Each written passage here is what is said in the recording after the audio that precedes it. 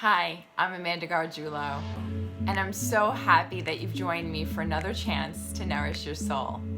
You know, something I've been hearing a lot lately from both clients as well as students is how much easier it is to keep the commitments that we make to others over those that we make to ourselves. And you know, I was thinking, because it is New Year's, right? And I promised you guys that I would help you to really keep your goals and your New Year's resolutions, or let's go back to goals because that's what we're calling them.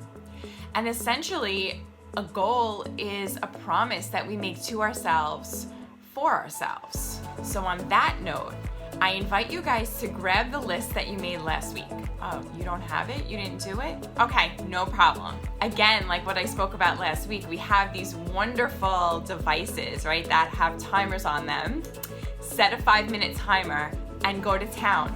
Really write down the things that you desire to see within the next year. So go ahead, I promise you, I'm right here, I'll wait.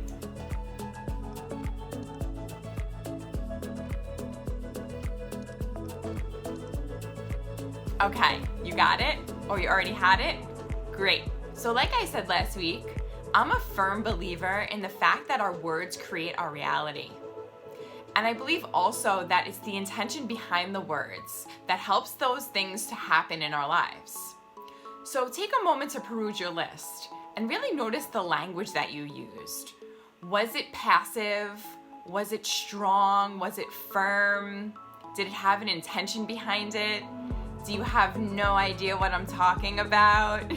So before I hopped on here, I went through my own list and will use one of my own goals as an example for you. I wrote, I want to try to meditate at least once a week. Well, it doesn't really get more passive than that, does it? So how do we take our goals, right, and make them into actionable things that we can actually make happen? Here we go. It's time for our next tip. We flip our language, right, and we make it really strong language so that it's something that we're committed to. So how would you do that?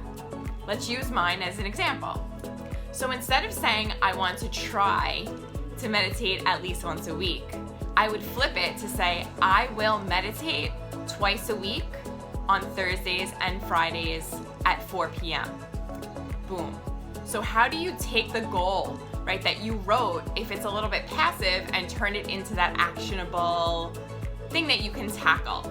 If you've ever learned about goal making, one of the most important things that we talk about when making goals is specificity, right? So the more specific we are about the thing that we want to see happen, the more we can give ourselves things to do to bring it into our lives.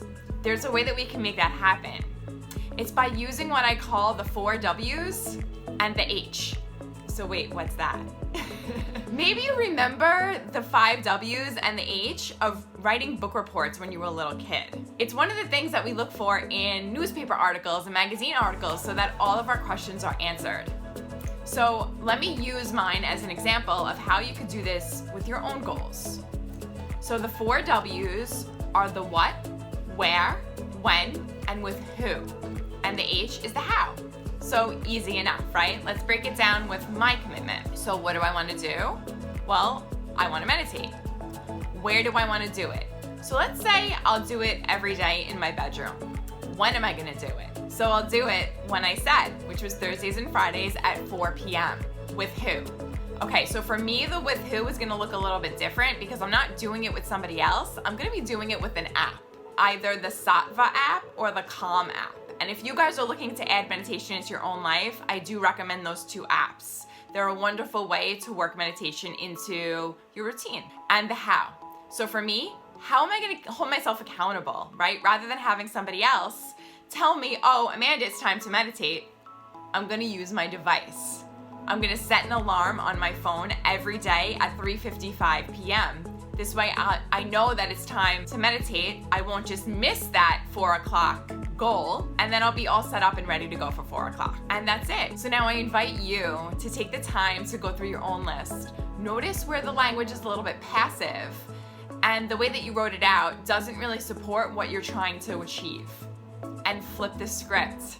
Make it strong language and work with the 4 W's and the H. And listen, I know this might be a little bit overwhelming, right? Anytime we're doing something new, it could seem like something we really can't tackle. I invite you to follow me on social media if you need a little bit of support. Maybe take a picture of your list and then tag me in it, Nourish Your Soul Wellness on Instagram, and then ask me a question. And I promise you guys I will respond and I'll give you guys tips to make it happen. I hope you found that really helpful.